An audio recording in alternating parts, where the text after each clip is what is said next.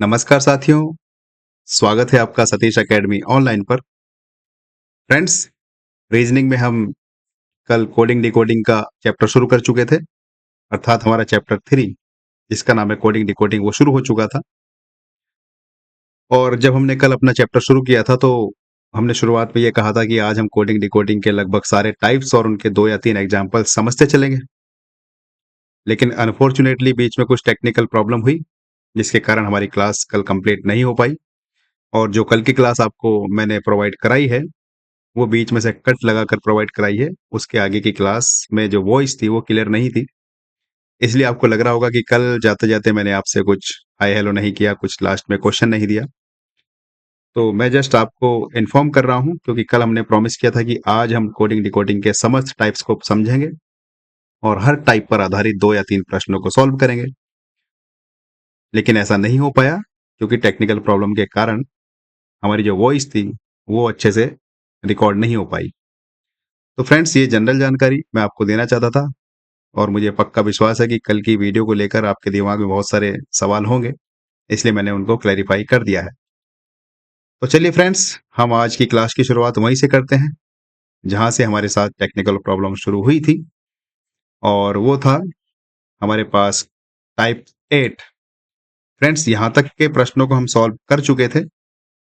इसके बाद हम आगे बढ़ गए थे और हमने इस टाइप के प्रश्नों को शुरू किया था, टाइप 8।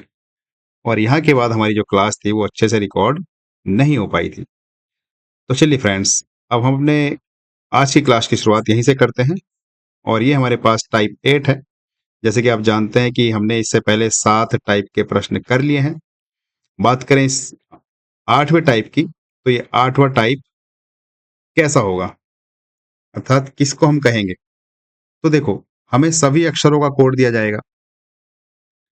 ये जो 8वां टाइप है, इस 8वें टाइप का मतलब ये हुआ कि जब हमें सभी अक्षरों का कोड दिया जाए, सभी अक्षरों का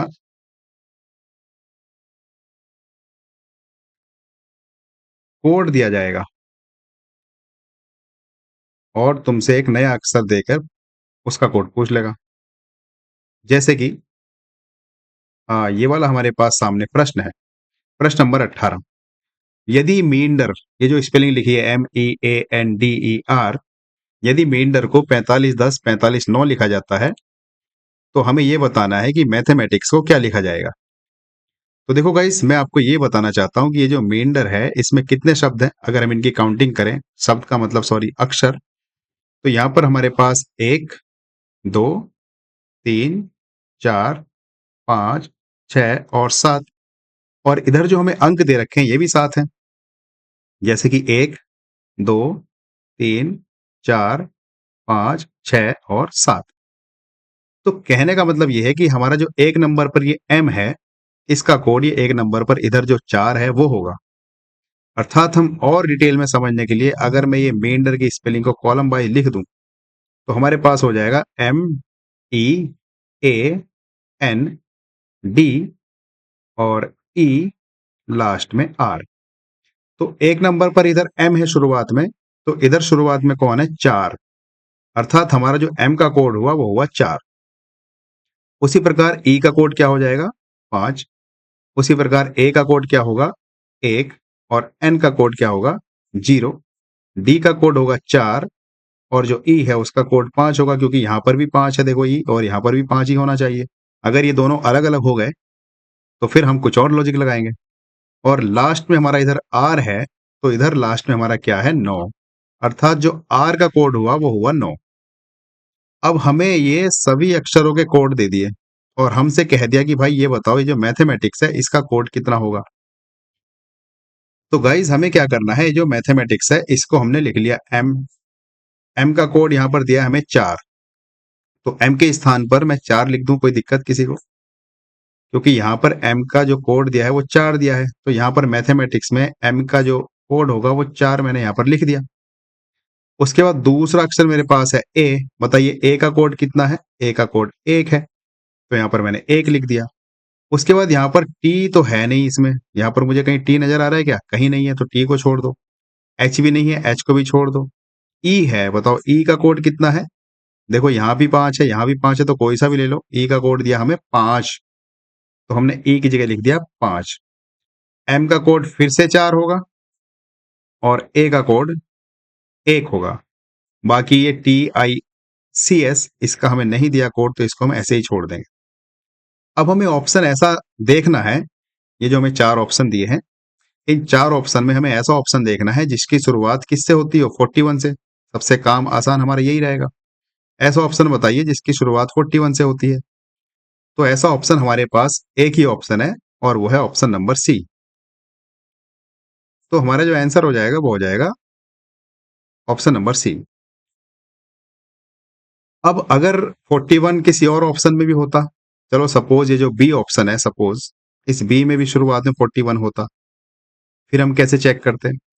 तो फिर हम जब आगे के जो हमारे लेटर हैं, जैसे कि ये 541 है, तो ये कहाँ से शुरुआत होता है? जैसे कि हम 2 लेटर अगर छोड़ दें, जैसे 41 के बाद 2 लेटर हमने छोड़ दिया 28। 28 के बाद जो 3 अंक होने चाहिए हमारे पास में, वो 541 होने चाहिए। तो यहाँ पर भी हमारे पास 541 है और यहाँ पर भी 2 अंक छोड़ के हमारे पास जो अगले 3 अंक होने चाहिए वो 541 होने चाहिए थे। अगर सपोज यहाँ पर हमारा जो ऑप्शन बी है उसकी शुरुआत 41 से होती, तो मैं आपको ये चेक करने के लिए बता रहा हूँ कि अगर ऑप्शन की शुरुआत 41 से 2 या 3 ऑप्शन की होती शुरुआत, तो आगे फिर हम इसका यूज करके हमारे ऑप्शन तक पहुंचते। तो फ्रेंड्स, मुझे पूरी आशा है कि आप इस प्रश्न को बहुत आसानी से समझ गए होंगे। बहुत ही आसान प्रश्न होता है, हर अक्षर का कोड दिया होता है। जैसे इस एम का कोड 4 है और इस ई का कोड 5 है, ए का कोड 1 है, एन का कोड 0 है, डी का कोड 4 है। उसी प्रकार से सभी अक्षरों का कोड दिया जाएगा और हमसे ये जो मैथमेटिक्स है इसी टाइप का कोई शब्द देके पूछ लेगा कि भाई इसका कोड बताओ कितना होगा। तो मुझे पूरा विश्वास है कि आपको ये प्रश्न समझ में आ गया होगा। चलिए अगले प्रश्न पर चलते हैं। देखो अगला प्रश्न, प्रश्न नंबर 19 क्या कह रहा है? यदि रैट को 180120 लिखा जाता है, रैट को ये लिखा जाता है, तो कैट को क्या लिखा जाएगा? तो हम क्या करेंगे, ये जो रैट है इसको हमने समझने के लिए यहां पर लिख दिया और इस रैट से क्या हुआ? इस रैट से हुआ 1801 और 20। तो हमने क्या सीखा? हमने ये सीखा एनालॉजी में, और इस कोडिंग डिकोडिंग की जब मैंने भी शुरुआत करी थी, मैंने आपको बोला था कि हमें रैंक याद होनी चाहिए, ए टू जेड और जेड टू ए, रिवर्स भी, और जो हमारी सीधी रैंक होती है वो भी हमें याद होनी चाहिए। तो बताओ आर का क्रमांक सीधा क्या होता है? आर आता है हमारे 18वें क्रमांक पर, ए आता है पहले स्थान पर, और जो टी है, जब हम ई जो टी की बात करते हैं तो टी आता है 20वें स्थान पर। तो बताओ इधर 18, 1 और 20, यहाँ ऑप्शन में भी तुम्हें कुछ नजर आ रहा है क्या? ये 18, ये 01 और ये 20। ये जो हमारे पास बीच का अक्षर है ए, इस अक्षर का क्रमांक होता है ए, लेकिन हमें इसने इसके स्थान पर दे दिया 01। तो कोई बात नहीं, मैं इस 1 के आगे अगर 0 लगा दूं, कोई दिक्कत है क्या? भाई इस आर का क्रमांक 18 है, ए का क्रमांक 01 है और इस टी का क्रमांक 20 है। अर्थात हमें ये बताने की कोशिश की जा रही है कि हमें जो क्रमांक लिखने हैं अक्षरों के, वो डबल डिजिट में लिखने हैं। जिसकी डबल डिजिट में क्रमांक है उसका तो अच्छी बात है, लेकिन जिसका क्रमांक डबल डिजिट में नहीं होगा उसका हमें डबल डिजिट में बना देना है। कैसे बना देना है? उसके आगे 0 लगा देंगे। तो जैसे ये कैट है, CAT, इस कैट का हम जब क्रमांक लिखेंगे तो बताओ सी का क्रमांक कितना होता है? सी का क्रमांक होता है 3। ए का क्रमांक कितना होता है? ए का क्रमांक होता है 1। और टी का क्रमांक कितना होता है? टी का क्रमांक होता है T420। अर्थात इजोटी में टी 20वें स्थान पर आता है। तो हमें जो हमारा प्रश्न का जवाब देना है वो ये देना है कि हमारे जो क्रमांक है वो डबल होने चाहिए। जैसे 3 सिंगल डिजिट है, इसको डबल डिजिट जब हम करेंगे, 2 अंकों की बनाएंगे, तो इसके आगे 0 जोड़ देंगे, तो सी के स्थान पर आ गया 03। ऐसे ही जो ए है उसका क्रमांक भी हमारे पास सिंगल डिजिट में है, अर्थात 1 अंक में है। इसको डबल अंक में बनाने के लिए इसके आगे 0 लगा दूंगा मैं। लास्ट में हमारा जो टी है, टी का क्रमांक तो डबल डिजिट में है ही है। तो हमारे पास जो कैट का जो कोड आया वो आया 030120, 030120, अर्थात ऑप्शन नंबर बी। बताइए फ्रेंड्स, यहां तक किसी को समझने में कोई दिक्कत हो तो? हमने किसी तरह से लॉजिक निकाल लिया जी, ये जो रैट दिया है, इस रैट में r का तो क्रमांक 18 होता है, ये तो बात हमें समझ में आती है। लेकिन ये जो a का इसने दिया है कोड 01, इसने कुछ नहीं किया, क्योंकि हम जानते हैं a का क्रमांक अगर हम सीधा रैंक देखें A to Z तो वो 1 होता है। तो उस 1 के आगे 0 लगा दिया। किसी को कोई दिक्कत इसमें? वैसे ही हमने यहाँ पर कर दिया और हमें ऑप्शन में नज़र आ गया, इसलिए हमने ऑप्शन टिक कर दिया। अगर नहीं आता तो हम कुछ और लॉजिक लगाते। चलिए इसी तरह के अगले प्रश्न भी हैं, जो हम आसानी से समझेंगे। देखो जैसे ये वाला प्रश्न है, क्वेश्चन नंबर 20। इसमें क्या कहा है? इसमें कहा है यदि कैप को 61 लिखा है, तो बताइए पेन को क्या लिखा जाएगा? तो हम हमारे प्रश्न को सॉल्व करने के लिए यहाँ पर लिख लेते हैं पहले कैप। इस कैप को क्या लिखा है? 61। और फिर हमें ये बताना है कि ये पेन को क्या लिखा जाएगा। तो हमारा सबसे पहला काम ये रहेगा, चाहे वो कोडिंग डिकोडिंग हो, चाहे वो रैंक हो, अगर हमें अपोजिट लेटर एक दूसरे के नज़र नहीं आ रहे हैं, या अगर इस अक्षरों से देकर कुछ शब्द बनता है, कोई नंबर बनता है, तो हम पहले इनका क्रमांक लिखेंगे। जैसे सी है, सी का क्रमांक कितना होता है? 3। ठीक है। ए है, ए का क्रमांक कितना होता है? 1। ठीक है। जो ओ है, ओ का क्रमांक कितना होता है बताओ? भाई ई जोटी में ओ के बाद आता है पी, ओ का क्रमांक होता है 15, तो पी का क्रमांक हो जाएगा 16। अब ये देखिए, अगर मैं इनको जोड़ता हूँ आपस में, 3 + 1 + 16 करता हूँ तो आता है 20, जबकि आना चाहिए 61। तो हमें ये देखना है कि ये कैसे करके 61 बने। हमें पहले ये भी तो लॉजिक ढूंढना है कि ये 61 बना तो बना कैसे? तो हमें ये पता करना है 61 बना कैसे। तो देखो सीधा क्रमांक हमने लिखा, सीधे क्रमांक से तो काम नहीं चला। अब हमें कुछ और ढूंढना पड़ेगा। तो ये हमने लिख दिया ऊपर इनका सीधा क्रमांक समझने के लिए, ताकि आपको ध्यान रहे कि हमने ये ऊपर करा क्या है। हमने ऊपर इनका सीधा क्रम लिख दिया। ठीक है जी। चलिए, अब सीधे से बात नहीं बनी, मैंने कहा था उल्टा क्रम भी हमें याद होना चाहिए। तो देखो, यहाँ पर हो सकता है हमारा उल्टा क्रम से रिलेटेड कुछ काम हो। तो बताओ सी का उल्टा क्रमांक क्या होगा? भाई सी का सीधा क्रमांक है 3, और उल्टा क्रमांक याद करने के लिए मैंने आपको ट्रिक बताई थी कि 27 में से सीधा क्रमांक घटा दो। तो जब हम 27 में से 3 घटाएंगे तो सी का उल्टा क्रमांक आ जाएगा 24। आएगा कि नहीं आएगा? बिल्कुल। उसी प्रकार ए का सीधा क्रमांक है 1। इस ए का जब मुझे उल्टा क्रमांक चाहिए होगा तो मैं 27 में से 1 घटा दूंगा, तो आ जाएगा 26। उसी प्रकार पी का जब मैं उल्टा क्रमांक निकालूंगा तो 27 में से मैं 16 घटा दूंगा। जब मैं 27 में से 16 घटाऊंगा तो मेरे पास आ जाएगा 11। अब मैं इस उल्टे क्रमांक को जोड़कर देखता हूं। अगर जोड़ने के बाद मेरा ये 61 हो गया, तो मैं कह दूंगा कि पेन में जो ये अक्षर दिए हैं PEN, इनका मैं उल्टा क्रमांक लिखूंगा और सभी को जोड़ दूंगा। तो देखो यहाँ पर जोड़ के देखते हैं, 24 और 26 कितने हुए? 50। 50 और 11 कितने होते हैं? 61। बिल्कुल गाइज, हमारा उल्टा क्रमांक लिखने के बाद टोटल आ गया 61। तो इस प्रश्न में भी हम क्या करेंगे? इनका उल्टा क्रमांक लिख देंगे।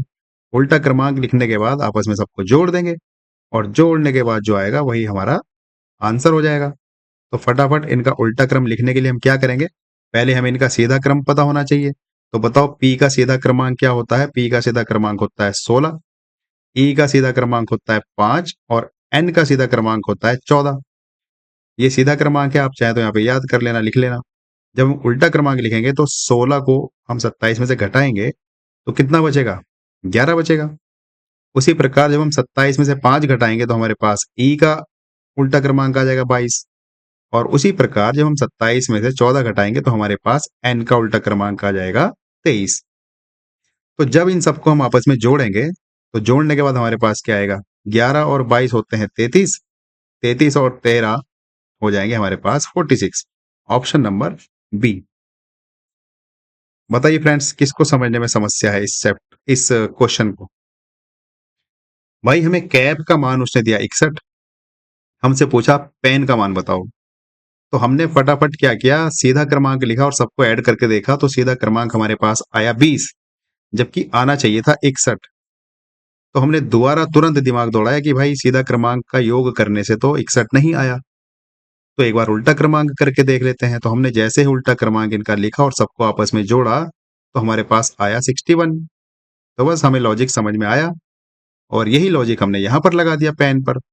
P का उल्टा क्रमांक हमने लिखा 11, E का उल्टा क्रमांक हमने लिखा 22 और N का उल्टा क्रमांक हमने लिखा 13 सॉरी। और जब हमने तीनों को आपस में जोड़ा तो जोड़ने के बाद हमारे पास आ गया 46, जो कि हमारा option number B. I hope guys आप इस प्रश्न को बहुत आसानी से समझ पाए होंगे। चलिए अगले प्रश्न पे चलते हैं। प्रश्न नंबर हमारे पास 21। देखो ये हमारे पास टाइप 8 था, 8वां प्रकार था प्रश्नों का। अब जो प्रकार रह गए जो किसी भी जगह फिट नहीं हो रहे थे उनको मैंने विविध बोल दिया, और विविध को हम बोलते हैं मिसलेनियस।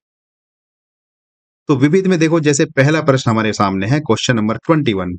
इसमें क्या कहा गया है? ये कहा गया है यदि इस डियर को ये लिखा जाता है तो ये बताओ इस माउस को क्या लिखा जाएगा।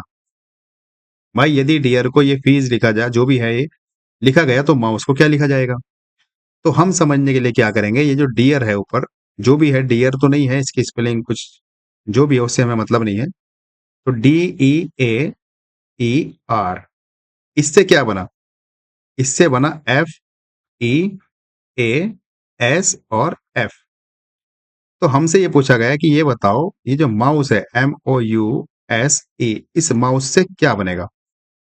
तो पहले हम ये पता करते हैं कि हमारे पास ये जो डियर है, ये है 1 नंबर की जो हमारे पास ये शब्द है, इससे ये 2 नंबर का शब्द कैसे बना?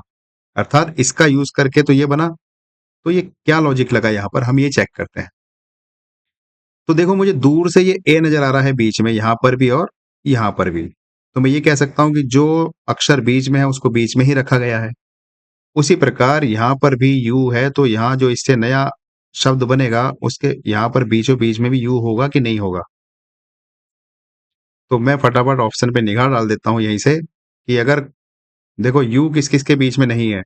एक तो इसके बीच में नहीं, ऑप्शन नंबर सी के एकदम बीचों बीच होना चाहिए। 2 अक्षर इधर होने चाहिए यू के और 2 अक्षर इधर होने चाहिए और बीच में होना चाहिए यू। तो जो ऑप्शन ऐसा होगा उसकी हाई पॉसिबिलिटी है कि वो हमारा ऑप्शन ठीक होगा। तो ऑप्शन नंबर सी में यू बीचों बीच नहीं है, ऑप्शन नंबर बी में भी यू बीचों बीच नहीं है। तो हमारे पास 2 ऑप्शन बचे, या तो ऑप्शन नंबर ए होगा या ऑप्शन नंबर डी होगा। इन दोनों में से हमें ये चेक करना है कि कौन सा होगा। तो अब हम लॉजिक लगाते हैं, यहां से ये क्या हुआ, जैसे ये डी ई है, ये इस डी ई से ये एफ ई कैसे बना? देखो यहाँ पर भी ई है, यहाँ पर भी ई है। तो हम ये भी कह सकते हैं क्या, यहाँ पर जैसे ओ है तो यहाँ पर भी ओ होना चाहिए। तो यू के बाद ओ है क्या कहीं? देखो इसमें तो नहीं है पर इसमें दे रखा है कंफ्यूज करने के लिए।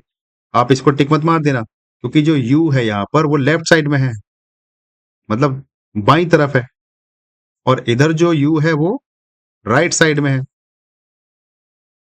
तो इसको आप टिक मत कर देना। हमारा जो जैसे यहाँ पर ई है वो ए के लेफ्ट में है, उसी प्रकार जो यहाँ पर ओ है वो यू के लेफ्ट में है। तो अगर ओ यहाँ पर यू के लेफ्ट में होता तो हम इसको कह सकते थे कि हाँ हमारा ये आंसर हो सकता है। तो अभी तक हम इससे बच के रहेंगे क्योंकि जो भाई इधर ई है वो लेफ्ट साइड में है। तो अब हम यहाँ पर सोच रहे हैं कि ये डी ई है इधर और ये एफ ई है।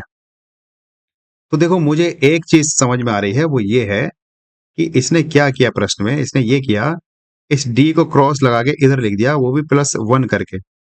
भाई डी के बाद क्या आता है, एक अगला क्रमांक क्या आएगा, ई आएगा, और वो उसने इधर क्रॉस करके लिखा।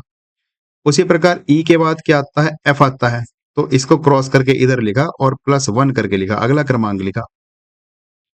उसी प्रकार इधर देखो ई के बाद आता है एफ, क्रॉस करके एक अगला क्रमांक लिख दिया।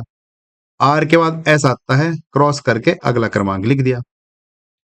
तो हमें यहां पर भी तो वही करना है, ये जो यू है वो क्रॉस होके इधर आ जाएगा।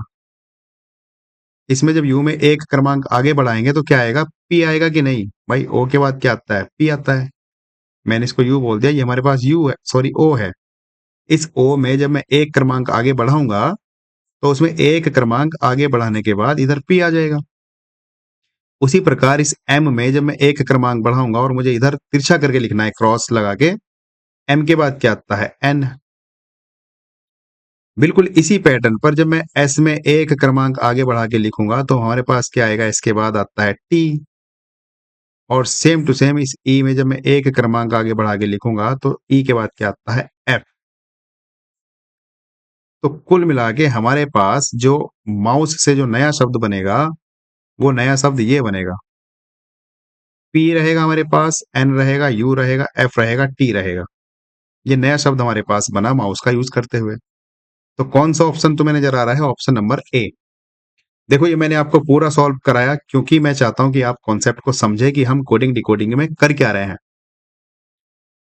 हमें इधर ये क्रॉस लगाने की जरूरत नहीं थी। हमने शुरुआत में जैसे कि ए बीचों बीच है, हमने यहां से देखा कि यू बीचों बीच होता अगर किसी ऑप्शन के, हम आंख बंद करके आंसर लगा देते कि ये आंसर है। तो फिर हमने ये दोबारा चेक करा, जो डी ई है यहाँ पर क्रॉस करके हमने देखा एफ ई है, तो हमारा जो पी एन है इससे भी काम चल जाता। देखो पी एन केवल इधर ही है, इस वाले ऑप्शन में तो पी एन है ही नहीं, तो इसको वैसे ही काट देते। तो ऑप्शन नंबर हमारे पास आ जाता ई। तो फ्रेंड्स मुझे पूरा यकीन है कि आप अच्छे से इन प्रश्नों को समझ रहे होंगे। चलिए अगले प्रश्न पे चलते हैं। प्रश्न नंबर हमारे पास 21 के बाद 22। देखो इसमें क्या कहा है? इसमें कहा है कि यदि इस टीयर को, ये जो टी ई ए आर है, इसको क्या लिखा गया है? 17 लिखा गया है। तो हमें ये बताना है इस वाटर को क्या लिखा जाएगा। तो समझने के लिए हम फटाफट क्या करेंगे, इस टीयर को हमने यहाँ पर अलग से लिख लिया, टी ई ए आर। इसको क्या लिखा गया? 17 लिखा गया। तो हमें ये बताना है ये जो हमारे पास वाटर है, इस वाटर को क्या लिखा जाएगा। तो हम सबसे पहले क्या काम करेंगे, हमारा जो क्रमांक है वो लिखेंगे सीधा क्रमांक। तो इस टी का क्रमांक क्या होगा? 20 होगा। ई का क्रमांक क्या होगा? 5 होगा। ए का क्रमांक क्या होगा? 1 होगा। आर का क्रमांक क्या होगा? 18 होगा। तो अगर मैं इन सबको आपस में जोड़ता हूं, तो जोड़ने के बाद देखो 20 और 5 25 और 1 26 और 18, मतलब 17 तो नहीं आ रहा क्योंकि 17 से बड़ी बड़ी संख्या है। 18 17 से बड़ा है और 20 तो बहुत ही बड़ा है 17 के अकॉर्डिंग। तो ये हमारा सीधा क्रमांक था। सीधा क्रमांक लिखने के बाद हमारा कोई फंडा इसमें फिट नहीं बैठा। अब जब सीधा क्रमांक नहीं बैठा तो अब हम क्या करेंगे, उल्टा क्रमांक लगा के देखते हैं कुछ होता है क्या। तो उल्टा क्रम भी यहाँ पर फटाफट लिख लो। तो बताओ टी का उल्टा क्रम क्या होगा? 27 में से जब 20 घट जाएगा तो 7 बचेगा। ई का उल्टा क्रम क्या होगा? 27 में से 5 घटेगा तो 22 बचेगा। ए का उल्टा क्रम क्या होगा? 27 में से 1 घटेगा तो 26 बचेगा। आर का उल्टा क्रम क्या होगा? 27 में से 18 घटेगा तो 9 बचेगा। अब देखो मैं यहां से इनको जोड़ के देखता हूं सबको, तो ये भी 17 नहीं बैठता क्योंकि 7 और 22 29 और तुम्हारा ये 26 55 और 9 64 होता है। तो यहां पर हमारा जो लॉजिक है ना तो वो सीधे क्रमांक से लगा, ना ही वो उल्टे क्रमांक से लगा। हमें ये पता करना है कि जो टी ई ए आर है ये 17 कैसे बनेगा इससे। तो फ्रेंड्स इसमें और क्या कर सकते हैं? देखो इसमें ये कर सकते हैं, मैं आपको बस सोचवाना चाहता हूं कि आप यहां तक सोचें। रही बात प्रश्न को सॉल्व करने की, तो देखो ऐसे होगा जैसे टीयर है हमारे पास, ये क्या है? T E A R. इस टीयर को 17 लिखा, तो ये 17 कैसे बना होगा ये हमें सोचना है। तो देखो ये 17 ऐसे बना होगा, इस टी का क्रमांक कितना है? इस टी का क्रमांक है 20, 5 का क्रमांक है 5, ए का क्रमांक है 1 और आर का क्रमांक है 18। अब क्या किया, ये जो हमारे पास डबल डबल डिजिट है ना, जैसे 20 है, इनको आपस में जोड़ा, 2 और 0 को, 2 और जीरो को जोड़ने के बाद क्या आएगा? 2 और 0 को जोड़ने के बाद आएगा 2। इनको आपस में जो अंक है इनको जोड़ दिया, और उसके बाद जो ई है इसका तो सिंगल डिजिट है यानी कि 5 ही रहेगा। ए है, ए का भी सिंगल डिजिट है, 1 ही रहेगा। लेकिन जो आर है देखो ये भी डबल डिजिट में है, 18। तो जब हम 1 और 8 को जोड़ देंगे दोनों को तो कितना आ जाएगा? 9 आ जाएगा। अर्थात जो हमारी डबल डिजिट में जो क्रमांक आए हैं उनको सिंगल डिजिट में कर देना है, दोनों को आपस में जोड़ देना है। तो जब इन सबको हम आपस में जोड़ेंगे, देखो 2 और 5 7 हो गए और 1 8 हो गया, 8 में हम 9 जोड़ेंगे तो हमारे पास आ जाएगा 17। तो फ्रेंड्स ये हमारा लॉजिक है जो कि टीयर से 17 बना। अब उसी प्रकार से हम यहाँ पर वाटर में देखेंगे कैसे होगा। देखो डब्ल्यू आता है 23वें स्थान पर, बताओ आता है कि नहीं आता? ए आता है 1 स्थान पर, टी आता है 20वें स्थान पर, ई आता है 5वें स्थान पर, और जो आर है वो आता है 18वें स्थान पर। हमने क्या कहा? हमने ये कहा कि इन सबको आपस में हमें जोड़ना है, लेकिन जोड़ने से पहले ये जो हमारे पास डबल डिजिट है इनको सिंगल डिजिट में बदलना है। तो बदलो। देखो जब इस 23 को हम सिंगल डिजिट में बदलेंगे तो क्या हो जाएगा? हो जाएगा हमारे पास 2 + 3, होगा कि नहीं होगा? प्लस ये जो 1 है ये 1 ऐसे ही रहेगा यहाँ पर, प्लस ये जो 20 है इसकी जब हम दोनों को आपस में जोड़ेंगे अंकों को, तो ये 2 हो जाएगा हमारे पास 2 + 0, प्लस ये 5 हमारे पास ऐसे ही रहेगा, प्लस ये जो 18 है इसकी भी दोनों डिजिट हम जोड़ देंगे यानी कि 1 + 8 हो जाएगा। तो देखो ये जुड़ने के बाद हमारे पास क्या आया? 2 और 3, ये जुड़ने के बाद आया 5। प्लस ये 1 तो 1 ही रहेगा, प्लस ये दोनों जब जुड़ेंगे आपस में 2 और 0 तो 2 ही रहेगा, प्लस ये जो 5 है ये 5 ही रहेगा, और प्लस ये जो हमारे पास 1 और 8 है ये जुड़ के कितने हो जाएंगे? 9 हो जाएंगे। अब इन सबको हम जोड़ देंगे। जोड़ने के बाद जो हमारा आंसर आएगा वही हमारा उत्तर होगा। तो देखो 5 में 1 जोड़ेंगे 6 आएगा, और 6 में 2 जोड़ेंगे 8 आएगा, 8 में 5 जोड़ा 13, और 13 में जब हम 9 जोड़ेंगे तो हमारे पास ऑप्शन नंबर बी आ जाएगा, अर्थात ऑप्शन नंबर बी 22। बताइए फ्रेंड्स, ये सवाल किसको समझ में नहीं आया? मैंने जानबूझकर ये पहले सीधा क्रम लिखा ताकि आप ऐसे दिमाग दौड़ाएं, इससे हमारा काम नहीं चला, फिर मैंने जानबूझकर ये उल्टा क्रम लिखा ताकि आप ऐसे भी दिमाग दौड़ाए। अब हमारे दोनों फंडे यहाँ पर फेल हो गए। तब हमने कुछ तीसरा लॉजिक लगाया, जो कि ये है, ये जो हमारा सीधा क्रमांक है, इस सीधे क्रमांक को हमने जो डबल डिजिट में जो हमें क्रमांक दिए हैं, उनको हमें सिंगल में बदल लिया। और कैसे बदला? इनके अंकों को आपस में जोड़ दिया। जैसे कि ये जो टी है, इसका जो सिंगल डिजिट हो गया वो 2 हो गया, और जो आर है इसका जो सिंगल डिजिट हो गया वो 9 हो गया। जब हमने इनको आपस में सबको जोड़ा तो हमारे पास आ गया 17। ऐसे ही हमने यहाँ पर वाटर में सारे क्रमांक लिखे और उनका सिंगल डिजिट में बदला, और सबका जोड़ हमने कह दिया 22, ऑप्शन नंबर बी। चलिए फ्रेंड्स, अगले क्वेश्चन पर चलते हैं। Question number 23। देखो क्या कह रहा है। यदि स्नो, SNOW, यदि स्नो को क्या लिखा जाता है? ये लिखा जाता है 7100, अर्थात 7100। तो ये बताना है जो वॉल है, WAL वॉल, इसको क्या लिखा जाएगा? तो हम सबसे पहले क्या करेंगे, ये जो स्नो है इसको हम साइड में लिख लेंगे, SNOW हमने यहाँ पर लिख लिया।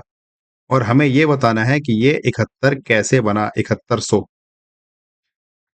तो चेक करने के लिए हम फटाफट इनके सबके क्रमांक लिखते हैं। देखो S का क्रमांक क्या होता है? ई जो टी में टी से पहले आता है S, तो S का क्रमांक हो गया 19। N का क्रमांक हो गया 14, और ई जो टी में O आता है 15वें क्रमांक पर, और W हमारा आता है 23वें क्रमांक पर। ये गाइज आपको याद करना ही पड़ेगा, इसका कोई शॉर्टकट नहीं है। अगर आपने इतना काम कर लिया तो ये सवाल आपको बहुत आसान लगेंगे। ए से लेकर जेड तक आपका क्रमांक याद होना चाहिए, जेड से ए तक होना चाहिए। कौन कौन से शब्द एक दूसरे का अपोजिट हैं वो आपको याद होना चाहिए। जैसे कि एनालॉजी में मैंने आपको ट्रिक बताई थी अपोजिट लेटर याद करने के एक दूसरे के, और मैंने एक आपको सेंटेंस बताया था। सेंटेंस क्या था? सेंटेंस ये था, उफ, बाई, लव, शर्ट, गेज। उसके बाद हमारे पास 5 पेयर बच गए थे। जैसे कि एम एन रॉय मैंने बताया था, एम एन रॉय से याद कर लेना, और माउंट ड्यू से याद बताया था मैंने, कर लेना DW, और CX याद कर लेना, और ए जेड को हम जानते ही हैं। और एक हमारे पास बचा था पीके, पीके मूवी के नाम से मैंने कहा था, याद रखना। तो हमें ये छोटी छोटी बातें जो हमारे हर चैप्टर में होती हैं, अगर वो याद रहेंगी तो हमारा जो एग्जाम में या हमारी जो प्रैक्टिस में जो टाइम लगेगा बहुत कम लगेगा। देखो ये प्रश्न है, जैसे हम स्नो को ये बताना चाह रहे हैं कि ये 7100 कैसे बना होगा। अब अगर हम इनका क्रमांक लिखने में ही टाइम लगा दें, हम फिर से जोड़े उंगलियों पे कर करके कि एस का क्रमांक क्या है, ABCD करके पूरा एस तक जा रहे हैं, 19 तब तुम्हें मिला। फिर तुम एन का क्रमांक उंगलियों पे जोड़ रहे हो, तब 14 तब जाके तुम पहुंचे, पता चला उंगलियों ने एक आधी इधर उधर गड़बड़ कर दी। ओ का क्रमांक फिर उंगलियों पे गिन रहे हो, डब्ल्यू का फिर उंगलियों पे गिन रहे हो। तो इसमें कितना टाइम लगेगा ये सोच के देखो। और एग्जाम में सारी कीमत टाइम की है। यही काम हमारा सेकंड में हो जाएगा अगर हमें सारे क्रमांक याद होंगे। और याद करने की मैंने आपको ट्रिक बताई है, ईजोटी। 2-3 बार आप उनको लिख के देखो, 2-3 बार पढ़ के देखो, तो आपके दिमाग में सारी बातें बैठ जाएंगी। तो देखो उसी पैटर्न पर मैंने आपको कहा, ये जो स्नो है, इस स्नो से हमारा बना 7100। तो हमने इनका जो क्रमांक है वो लिख लिया। ऐसा आता है 19वें क्रमांक पर, एन आता है 14वें क्रमांक पर, ओ आता है 15वें क्रमांक पर, और जो डब्ल्यू है वो आता है 23वें क्रमांक पर। अब जब इन सबका मैं जोड़ करता हूँ, पांच चारों का, तो जोड़ करने के बाद क्या आता है देखते हैं। देखो 19 में 14 जुड़ा तो 33 आ गया, 33 में 15 जुड़ा तो कितना आएगा गाइस? 48 आएगा। और 48 में जब मैं 23 जोड़ूंगा तो ये आ जाएगा हमारे पास 71। क्या आएगा? 71 आएगा, ना कि 7100। इस चीज का ध्यान रखना है। हमारे पास जो इन सबका जोड़ आया वो कितना आया? वो आया 71। तो हमने यहां पर लिख दिया 71। अब ये बताओ 71 के पीछे यहाँ डबल जीरो है, तो हम यहाँ पर डबल जीरो लगा दें, कोई दिक्कत है क्या? हमने अपनी तरफ से डबल जीरो लगा दिया क्योंकि उसने लगा रखे हैं। कुल मिला के हमारा जो इनका सबका टोटल है वो 71 है। चलिए कोई नहीं। अब हमारा जो शब्द है वो शब्द क्या है? ये है WALL। इसका क्रमांक लिखते हैं फटाफट। तो चलिए जरा लिखते हैं। देखो W, मैं इसको यहाँ पर लिख लेता हूँ, WA और डबल एल। बताओ डब्लू का क्रमांक कितना होता है? डब्लू का क्रमांक होता है 23, ए का क्रमांक होता है 1 और एल का क्रमांक होता है 12। इस वाले एल का क्रमांक भी 12 होता है। तो जब इन सबका मैं जोड़ करूंगा, देखो 23 में 1 जुड़ेगा 24 हो जाएगा, 24 में 12 जुड़ेगा 36 हो जाएगा और 36 में 12 जुड़ेगा तो 48 हो जाएगा। ये गाइस बराबर का निशान लगाना है मुझे, यहाँ पर मैंने प्लस कर दिया है। तो इन सबका जब मैं क्रमांक जोड़ूंगा आपस में तो कितना हो जाएगा? 48 हो जाएगा। तो चलिए, हमारा क्रमांक हमें मिल गया है। यहाँ पर हो गया हमारे पास 48। अब यहाँ पर हमारा क्रमांक का जोड़ था वो आया था 71, उसके पीछे हमने डबल जीरो लगा दिया ऐसे ही। यहाँ पर जो हमारे क्रमांक है ये 23 से लेकर 12 तक, इनका सबका जोड़ आया 48, तो इनके पीछे भी 2 जीरो लगा दो। तो हमारे पास जो आंसर हो जाएगा वो हो जाएगा 48 के पीछे 2 जीरो। बताओ कौन सा ऐसा ऑप्शन तुम्हें नजर आ रहा है? Option number B. ये डराने के लिए या तुम्हें कंफ्यूज करने के लिए डबल जीरो लगा दिए। तो कोई बात नहीं, हम भी यहाँ पर डबल जीरो लगा देते हैं। हमें तो किसी तरह से पैटर्न समझना है, पैटर्न तक पहुंचना है। अगर हम पैटर्न तक आराम से पहुंच जाएं, लॉजिक हम पकड़ लें, तो फिर बहुत आसानी से अपने प्रश्न का जवाब दे सकते हैं। चलिए अगले प्रश्न पे चलते हैं। प्रश्न नंबर 24। देखो क्या कहा है प्रश्न में, यदि एसिड, एसिड है ये ACID, एसिड को ये लिखा 1C3D, तो हमसे ये पूछा है बॉम्बे को क्या लिखा जाएगा? तो पहले हम समझने के लिए इस एसिड को हमने यहां पर उतार दिया ACID, और इसको उसने क्या लिखा? उसको इसने लिखा 1C3D, और फिर हमें ये बताना है कि ये बॉम्बे से क्या बनेगा। तो फ्रेंड्स जरा एक बार ध्यान से देखो, इसने C को तो C रहने दिया, D को D रहने दिया, A को 1 लिख दिया। चलो हमें लगा कि हमारा ABCD का क्रमांक है, A पहले स्थान पर आता है इसलिए इसने A को 1 लिख दिया। लेकिन यहां इसने I को 3 लिखा, और हम जानते हैं कि I 9वें क्रमांक पर आता है। तो ये इसने क्रमांक तो नहीं लिखा, ये तो कुछ और ही लिखा है इसने। A और I का, भाई अगर ये A इसने लिखा, एक A का मतलब अगर यहाँ पर 1 लिख दिया, तो हमने सोचा चलो A का क्रमांक 1 होता है, तो हम ये बात तब मान लेते हैं अगर यहाँ पर I के क्रमांक को वो 9 लिखता, क्योंकि 9 किसका क्रमांक होता है? I का। लेकिन यहाँ पर I की जगह उसने 3 लिखा, तो ये सीधा क्रमांक तो नहीं है। इतनी बात तो हमें समझ में आ गई। और जो C है, C को C लिखने दिया, D को D लिखने दिया। तो सोचिए इसने क्या किया होगा। देखो गाइज आप ध्यान से सोचो, ये जो A है ये आपको कुछ नजर आ रहा है? मैंने जब अभी एग्जाम अपना सॉरी क्लास शुरू की थी, मैंने कुछ जरूरी बातें बताई थी जो हमें याद रखनी है। याद करो A, याद करो E, याद करो I, याद करो O, याद करो U। अर्थात A, E और I, O और U, ये क्या है पांचों? ये हमारे स्वर हैं, वॉविल है। तो इनका अगर हम क्रम लिखते हैं, देखो इनका क्रम लिखते हैं एक बार, तो क्रम लिखने के बाद जो A है स्वर में वो पहले क्रमांक पर आता है, जो E है स्वर में वो दूसरे क्रमांक पर आता है, जो I है स्वर में वो तीसरे क्रमांक पर आता है, जो O है स्वर में वो चौथे क्रमांक पर आता है, और जो U है स्वर में वो 5वें क्रमांक पर आता है। अर्थात ये इनका क्रम है A टू U का, जो हमारे वॉविल है 5, ये पांचों हमारे वॉविल हैं AEIOU। तो इनका ये क्रम है। पहले स्थान पर वॉविल में A आता है, दूसरे स्थान पर वॉविल में E आता है, तीसरे स्थान पर वॉविल में I आता है, चौथे स्थान पर वॉविल में O आता है, और 5वें स्थान पर वॉविल में U आता है। तो इसने जो हमारे व्यंजन है उनको तो ऐसे ही लिखने दिया, जैसे C को C रहने दिया, D को D रहने दिया, लेकिन जो वॉविल है उनका क्रमांक लिख दिया। A का क्रमांक 1 है तो यहाँ पर 1 लिख दिया, और I का क्रमांक 3 है तो यहाँ पर 3 लिख दिया। तो बस हमें जो हमारा शब्द दिया है बॉम्बे, इस बॉम्बे में भी यही काम करना है। तो इसको हम यहाँ पर पहले उतार लेते हैं बॉम्बे को, BOMBAY। तो जो इसमें हमारे कॉन्सोनेंट है अर्थात जो व्यंजन है उनको तो ऐसे ही लिख देंगे, जैसे कि बी को बी रहने देंगे। ओ बताओ, ओ क्या है? ओ हमारे पास वॉविल है, और ओ का क्रमांक क्या है? 4 है, तो हमने ओ की जगह 4 लिख दिया। एम हमारे पास कॉन्सोनेंट है, कॉन्सोनेंट अर्थात व्यंजन। इस AEIOU के अलावा जो हमारे पास 21 लेटर बचे एबीसीडी में, टोटल 26 होते हैं, तो जो इन 5 के अलावा बचे 21 वो सबके सब व्यंजन कहलाते हैं अर्थात कॉन्सोनेंट। व्यंजन को इंग्लिश में कॉन्सोनेंट कहते हैं और वॉविल को हिंदी में स्वर कहते हैं। तो ये जो एम है ये तो हमारा व्यंजन है, इसको हमने एम लिख दिया। जो बी है ये भी व्यंजन है अर्थात कॉन्सोनेंट है, इसको हमने बी रहने दिया। जो ए है ये हमारा वॉविल है अर्थात स्वर है, और इसका जो क्रमांक है वो 1 है। और वाई हमारे पास फिर से व्यंजन है, इसको हमने वाई रहने दिया। तो हमारे पास जो बन के रेडी हुआ कोड वो हुआ B4MB। B4MB, बताओ कौन कौन से ऑप्शन की शुरुआत B4 से होती है? ये नहीं होगा क्योंकि यहाँ पर B4 नहीं है, ये भी नहीं होगा क्योंकि यहाँ पर B4 नहीं है। अब इन दोनों में B4 है, एक तो बी में और सी में। तो B4 के बाद क्या है? MB है, दोनों में MB है। उसके बाद 1Y है, तो 1Y किस में है? ये ऑप्शन नंबर सी में। यहाँ पर तो 2Y है, होना चाहिए 1Y, तो ऑप्शन नंबर बी भी नहीं होगा। तो इस प्रश्न का जो हमारा आंसर हुआ वो हुआ ऑप्शन नंबर सी। फ्रेंड्स, बहुत ही अच्छा सवाल था, मैंने बहुत सोच समझ के आपके लिए ये प्रश्न तैयार किया है, और यही सोच के किया है कि अगर एग्जामिनर वोवेल और कॉन्सोनेंट के लेकर कुछ प्रश्न सेट करने की कोशिश करेगा तो वो इस तरह का भी दिमाग दौड़ा सकता है। इसलिए मेरा काम था कि मैं आपको यहाँ तक हिंट करूं ताकि आप ये वोवेल और कॉन्सोनेंट वाला कॉन्सेप्ट भी अपने दिमाग में रखें, और जब आप प्रश्न करें तो आप बहुत आसानी से उसको सॉल्व कर पाएं। मेरी हर क्लास में सिर्फ यही कोशिश रहती है कि आप प्रश्नों को कैसे ज़्यादा से ज़्यादा आसान तरीके से सॉल्व कर सकते हैं।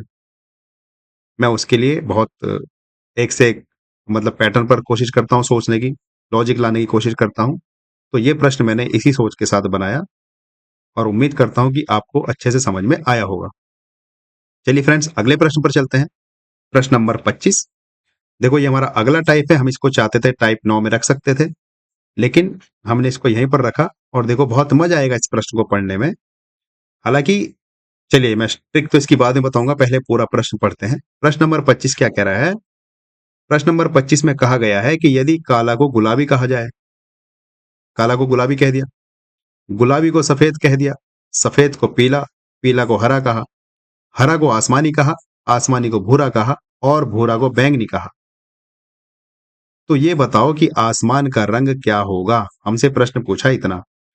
उसने हमसे कहा यदि काला को गुलाबी कहा जाए, गुलाबी को सफेद कहा जाए, सफेद को पीला कहा जाए, पीला को हरा कहा जाए, हरा को आसमानी कहा जाए, आसमानी को भूरा कहा जाए, और भूरा को बैंगनी लिखा जाए, तो ये बताइए आसमान का रंग क्या होगा?